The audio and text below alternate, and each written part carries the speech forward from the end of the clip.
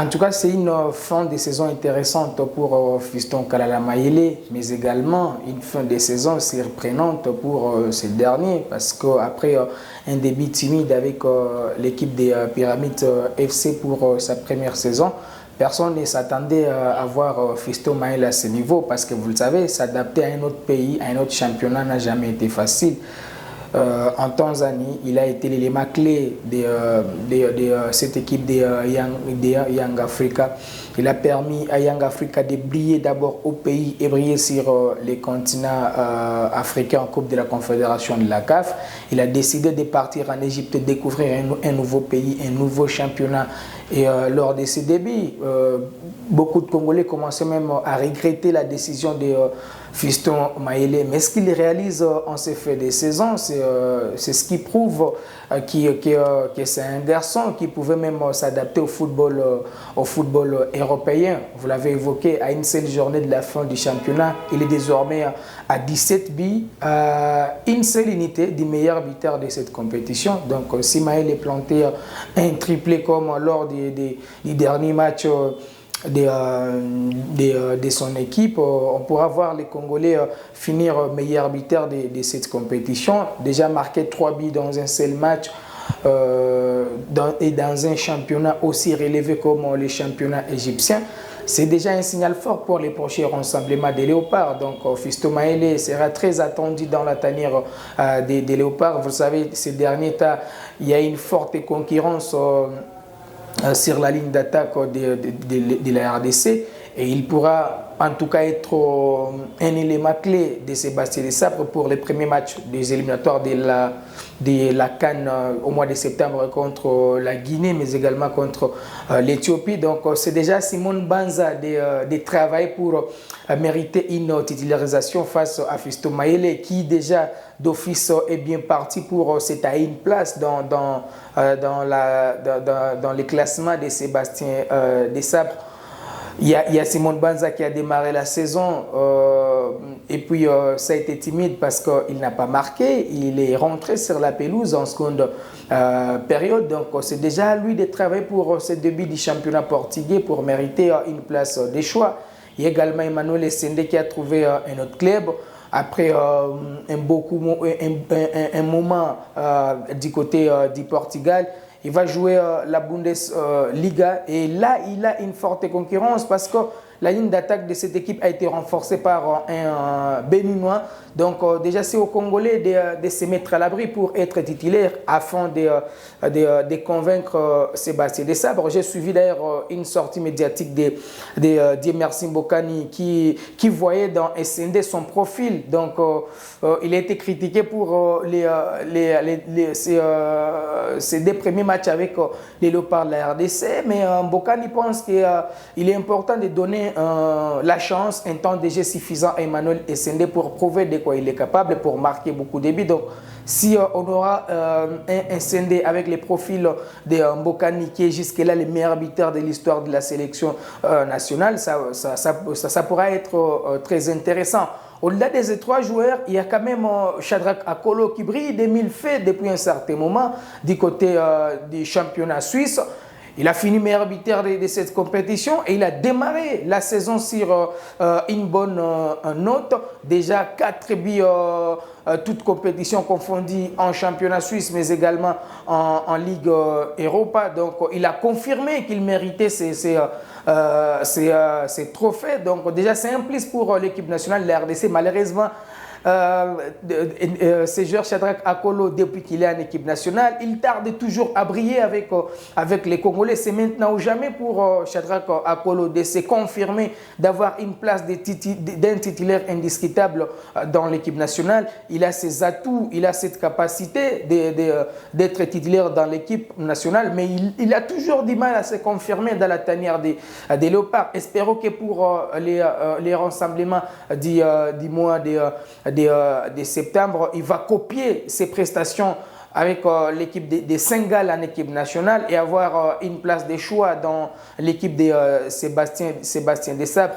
Un autre, c'est peut-être le portier Timothy Fayoulou qui arrive tout fait tout flamme. Déjà promis en première division avec l'FC Sion, il est titulaire indiscutable avec son club. Déjà, c'est une forte concurrence avec Lionel Passy qui a renoué avec les chemins du stade après une période à l'infirmerie et Dimitri Berthold qui a eu quand même le temps de grappiller des minutes lors de la pré-saison avec son équipe. Donc, en tout cas, pour les prochains rassemblements, il y aura une forte concurrence. Je vais finir peut-être avec Silas Kantompa. J'ai hâte de voir ces joueurs revenir dans l'équipe nationale parce qu'il a décliné la dernière convocation de Sébastien Desabre. Peut-être que c'était logique pour lui parce qu'il voulait se concentrer à son équipe. Et les fruits sont là puisqu'il démarre une pré-saison qui est convaincante avec son équipe. Donc, c'est maintenant lui de revenir dans l'équipe nationale pour apporter du tonus. Parce que quand on a un Gaël Kakuta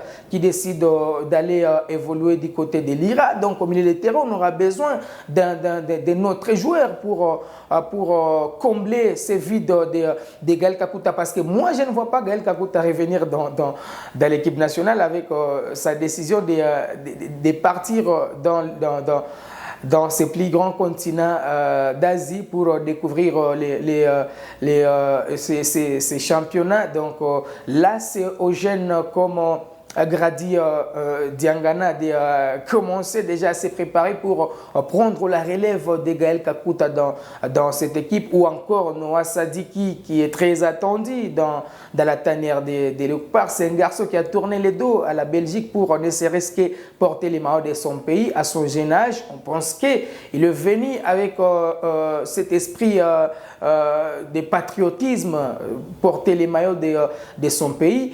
Et dans son club, c'est un garçon qui est titulaire et d'ailleurs, il était sollicité dans un club de la Bundesliga. Donc, c'est tout à fait logique de revoir Noah Sadik dans l'équipe nationale. Pourquoi pas voir ce garçon grappiller ses premières minutes dans l'équipe nationale de la RDC? Ça pourra soulager sa décision de venir jouer pour les pays de ses ancêtres.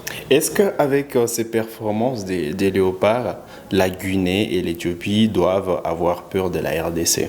Peur d'abord au-delà de cette performance des joueurs, mais également d'y est choisi pour jouer parce qu'il y avait des inquiétudes pour les stades qui pourra accueillir ces matchs. Donc, quand les Léopards jouent au stade des Martyrs, déjà on a 70% de gagner une rencontre. Quand les Léopards jouent devant un public aussi chaud comme les Congolais au stade des Martyrs, c'est déjà implice avec ce soutien du 12e homme. Donc les Guinéens sont déjà avertis d'abord de la performance des internationaux congolais, mais également de ces stades des Martyrs. Aussi l'Éthiopie, parce que les matchs face à l'Éthiopie se jouera en Tanzanie. L'Éthiopie ne pourra pas bénéficier de son public comme la République démocratique du Congo. Donc ça pourra être un terrain net pour les Léopards en Tanzanie, puisque les Éthiopiens n'ont pas un stade homologué par la Confédération africaine de football. C'est déjà aux Léopards d'en profiter pour gagner ces deux premiers matchs afin de lancer ces éliminatoires sur les chapeaux des roues. Alors, justement, comment vous trouvez aujourd'hui la RDC? Est-ce qu'elle est bien prête pour ces deux matchs? La RDC est prête d'abord sur l'aspect athlète. Donc, on a quand même des joueurs, on a une forte concurrence actuellement dans l'équipe nationale et c'est une équipe qui commence à attirer plusieurs binationaux. Il y a les frères de William Balikwisha qui a déjà montré son intérêt de venir jouer pour la RDC. Pourtant, il attendait sa sélection du côté de la Belgique.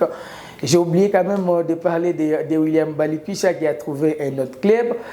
Je ne sais pas s'il y a un problème entre Sébastien Desabre et Balikwisha, mais c'est un gars intéressant dans l'équipe nationale de la RDC. Donc, vous voyez, quand on commence même à oublier certains talents qu'on aimait voir venir jouer dans l'équipe nationale, c'est pour autant dire que les joueurs sont là. Mon inquiétude était sur l'encadrement du sélectionneur national. On l'a dit, on ne cesserait jamais de le dire. Quand l'entraîneur n'est pas dans de bonnes conditions, c'est aussi difficile pour lui de conduire de s'étaler également une bonne équipe. On nous a parlé des histoires d'arriérés des salaires de Sébastien Desabre, du contrat qui n'a jamais été approuvé par les gouvernements congolais. Mais ce que j'ai aimé, c'est la dernière rencontre, les tête-à-tête, quand eu les ministres des Sports, l'actuel Didier Bundimbo et Sébastien Desabre à Paris. Donc je pense qu'avec ces tête-à-tête, le nouveau ministre a trouvé une solution avec Sébastien Desabre. Il y a plus de rumeurs sur les arriérés des salaires, sur les contrats également de Sébastien. C'est là où j'avais l'inquiétude.